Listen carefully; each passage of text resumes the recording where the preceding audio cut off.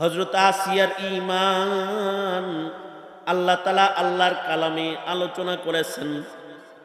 হযরত আসিয়া তখন আল্লাহকে বলতেছে, ওগো আল্লাহ, ফিরাউনের অত্যাচার সইতেছি, বিনিময়ে একটা জিনিস শুধু তোমার কাছে চাই।